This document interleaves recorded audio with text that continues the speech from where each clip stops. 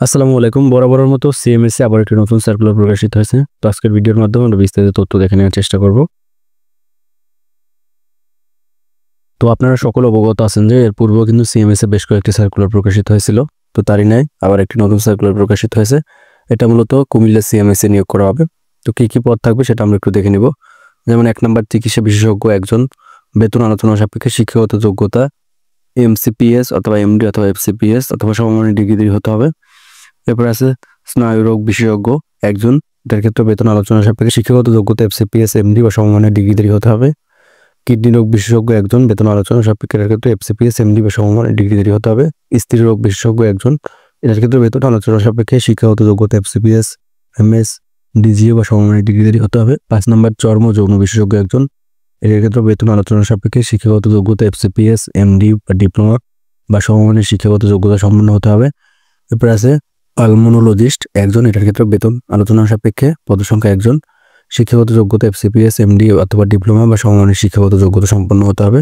বয়স সর্বোচ্চ 55 বছর এবং কাজের পরিধি অর্থাৎ সকাল 8টায় আপনাদের রোগী দেখা শুরু হবে এবং যারা সংশ্লিষ্ট কাজে অভিজ্ঞতা সম্পন্ন তাদের অগ্রাধিকার দেওয়া হবে। এরপর আছে আইসিএ 2 জন, বেতন দেওয়া হবে 25,000 টাকা, এটার ক্ষেত্রে ডিপ্লোমা পাস এবং বয়স থাকতে হবে 18 থেকে 30 বছরের মধ্যে, তবে যারা অবসরপ্রাপ্ত সদস্য তাদের ক্ষেত্রে 55 বছর পর্যন্ত।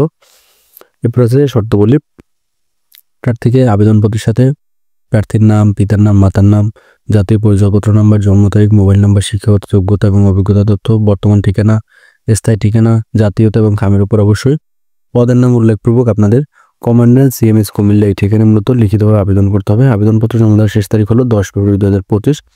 এই সময়ের মধ্যে মূলত আপনাদের পোস্ট অফিস বা সরাসরি বা কুরিয়ার সার্ভিসের মাধ্যমে আবেদনপত্র জমা দিতে হবে এবং আবেদনপত্রের সাথে সকল সনদের সত্যায়িত ফটোকপি, জাতীয় পরিচয়পত্র, 4 কপি পাসপোর্ট সাইজের ছবি এগুলো মূলত সংযুক্ত করতে হবে।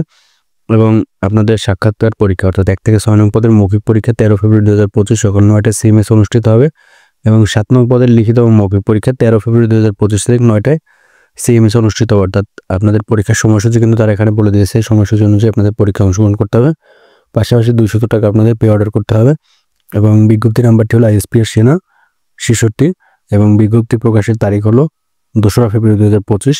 তো আবেদন করার সময় অবশ্যই আপনাদের বিজ্ঞপ্তি নাম্বার এবং বিজ্ঞপ্তি তারিখের প্রয়োজন হবে। তো এটা কিন্তু সম্পূর্ণ অস্থায়ী চাকরি অর্থাৎ আউটসোর্সিং এর ভিত্তিতে আপনাদের নিয়োগ দেওয়া হবে। তো সেক্ষেত্রে বেতনের বাইরে কিন্তু আপনারা অন্য কোনো সুযোগ সুবিধা পাবেন না। তো আশা করি বুঝতে পারছেন। আবেদন সংক্রান্ত প্রশ্ন থাকলে কমেন্টের মাধ্যমে জানাতে পারেন। ধন্যবাদ সকলকে।